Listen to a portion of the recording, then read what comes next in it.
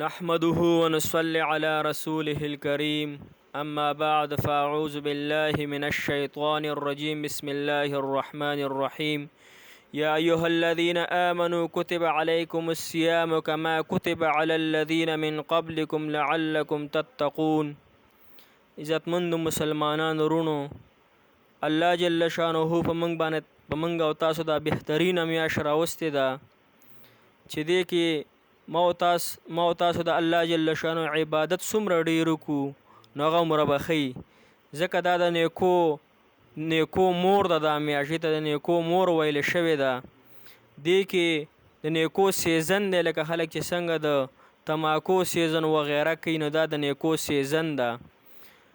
نو دا کوم آیات چې تاسو ته ما ولوستو، یا ایها الذین آمنوا کتب علیکم الصیام کما کتب علی الذین من قبلکم لعلکم تتقون. دې کې الله جل شانه فرمایي یا د ایمان خاوندانو په تاسو مې روژه فرض کړې ده څنګه چې مې تاسو نه مخکې په خلکو باندې فرض کړې وه، لعلکم تتقون، دې دپاره چې تاسو فرزګاره شئ.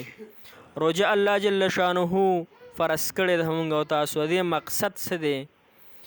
آیا د دې مقصد دا دی چې الله جل شانه خپل بندګانو ته سزا ورکول غواړي؟ آیا دا یې مقصد دی؟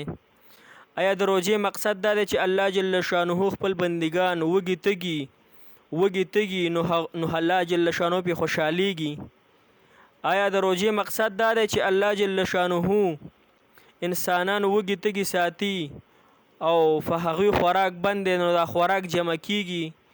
آیا دې دپاره نه، دا درې واړه خبرې غلطې دي. دې دپاره لعلکم تتقون، دې دپاره چې تاسو پرهیزګاره شئ، دې دپاره چې تاسو پرهیزګاره شئ. پرهیزګاري به موږ کې څنګه راځي؟ دا به د عبادت سره راځي، دا به تقوا سره راځي. اوس دې نه دا خبره معلومیږي چې تقوا څه څیز دی. حضرت کعب رضی الله تعالی عنه چا پوښتنه وکړه چې صاحبه تقوا څه څیز دی؟ حضرت کعب رضی الله تعالی عنه ته فرمایي چې چېرته په داسې لاره باندې تللی چې حد ازغونه ډکوي، هغه بل کسو ته عرض کوي او جي په داسې لاره خو تللی یم، نو چې په داسې لاره باندې ته ځې نو ته څنګه عمل کې؟ او ته عرض کوي چې زه ځم نو دا کپړې م خپلې راټولې کړم، دا خپل بدن هم راټولې کړم چې ته د ازغي مې خوږ نه کړي، د ازغي راله کپړې ونه شلوي. نو حضرت کعب رضی الله تعالی عنه ته فرمایي چې دا تقوا ده چې الله جل شانه انسان دنیا ته رالیږلی دی، نو دی به د هرې ګناه نه ځان بچ کوي، دی به د دروغو نه ځان بچ کوي، دی به د زنا نه ځان بچ کوي، دی به د غلط نظر نه ځان بچ کوي، دی به د سود نه ځان بچ کوي، دی به د پردي غیبت نه ځان بچ کوي. د خپل لاس په صحیح کار کوي، د اندامونه به د الله په حکمونو او د نبی اسلام په طریقو باندې چلیږي. دا تقوا ده چې دا تقوا موږ تاسو ځان کې راولو. او بل حدیث شریف کې راځي الصوم جنة، روژه د مؤمن دپاره ډال دی. ډال څنګه دی؟ روژه داسې ډال دی چې کله انسان سره ډالي او دی جنگ ته لاړ شي نو دی په غشو نه ځان بچ کوي په ډال سره، دی په توره چې په څوک چلی هغې نه ځان بچ کوي په دې ډال سره، دی د هر یو څیز نه ځان بچ کوي په دې ډال سره. خو چې کله د دا ډال وشلیږي نو دی په ده باندې بیا غشی هم لګي، په ده باندې بیا تور هم لګي، په ده باندې بیا هر یو څیز لګي او دی زخمی کوي. نو دغه مثال د روژې دی چې روژه زموږ دپاره ډال دی. روژه کې موږ د هرې ګناه نه ځان ساتو، د بدعملۍ نه به ځان ساتو، د دروغو نه به ځان ساتو، بل مسلمان ته به تکلیف نه ورکوو، د بل مسلمان سره به ښېګړه کوو او دغه شان نور ډېر ګناهونه دي، د هغې نه به ځان ساتو. نو دغه ډال دی زموږ او ستاسو دپاره. روژه څه شی دی؟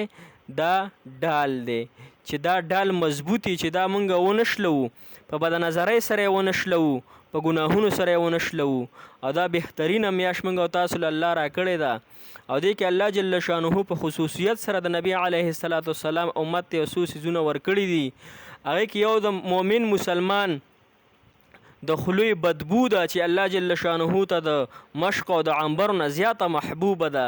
الله جل شانه ته د مشق او د عنبرو نه زیاته محبوبه ده. بل دویمه دا خبره ده چې شیطانان غټ شیطانان سرکش الله جل شانه په زنجیرانو باندې وتړي او هغه په سمندر کې واچوي. په سمندر کې واچي. او بله دا خبره درېمه چې الله جل شانه جنت روزانه د روجهدار دپاره دا ښایسته کوي، مزیدار کوي.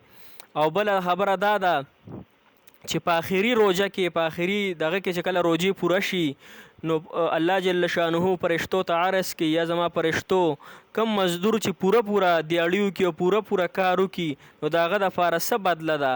عرض ورته فرشتې ورته عرض کوي یا د الله رسوله هغه ته پوره پیسې یعنی پوره عوض او بدله ورکول فکار دي. نو چې موږ هم چې بیا چې دا روجه ختمیږي او چې موږ ته هم الله جل شانه پوره دغه راکړي پوره دغه راکړي نیکی راته راکړي نو چې دا میاشت چې کوم په موږ او تاسو راغلی ده چې دا مال غنیمت وګڼو او دا د نیکو مور ده دا میاشت چې موږ او تاسو په دې کې ډېر عبادت وکړو، خوبونه هم پکې کوو، خوبونه پکې دونه نه کوو خو چې څونه پکې عبادت کوو او تراویح پکې کوو، ختمونه پکې کوو. ځکه چې څوک په ولاړه په تراوه کې یو لفظ واوري هغه ته الله جل شانه 100 نیکی ورکوي. نو قرآن مجید کې فلکونو حروف دي نو دې له بیا ضرب ورکوي. او تراوو کې په یو تراوه باندې الله جل شانه 1500 نیکی ورکوي. څو نیکی ورکوي؟ 1500 نیکی په یو تراویح په یو رکوع باندې ورکوي. نو دې له اوس په 40 کې ضرب ورکه 1500 له دا 60,000 نیکی شوې. الله جل شانه موږ او تاسو له 60,000 نیکی راکوي. فرض کړه الله جل شانه اعلان وکړي چې تاسو له زه 60,000 روپۍ در کوم او تراوو له ځئ نو بیا به بوډاګان هم خوشي او مشران به هم خوشي او نوجوانان خو بیا خوشي. اوس شپه ورځ موبایلو ته پراته وي مونځ مو ته نه کوي. هلکه د الله بندګانو دا روجه ده چې په دې روجه کې تاسو د الله جل شانه په عبادت نه کوئ نو په څه کې به کوئ؟ په بوزه کې خوښ یم تاسو بیا نه کوئ، بانې سازوئ، جامې مې پلیتې دي او د دنیا بانې دله درځي او دا روجه راغلې ده په دې روجه کې تاسو د الله عبادت نه کوئ. نو کو الله جل شانه اعلان وکړو چې 60,000 روپۍ به زه ورکوم نو بیا به غون خلک منډې وخي جومات په سم ډکي. بوډاګان وایي چې موږ ته ضرورت دی 60,000 او نوجوانان وایي چې موږ ته ضرورت دی خو 60,000 نیکو ته نه ګوري ځکه چې په دې 60,000 باندې فالټه ده، په دې باندې فرده خوره ده. کله چې د دنیا دا سترګې پټې شي که نه او حقیقي سترګې کولاو شي نو بیا به موږ ته فتح ولګي چې د سیره څو خوښېږي.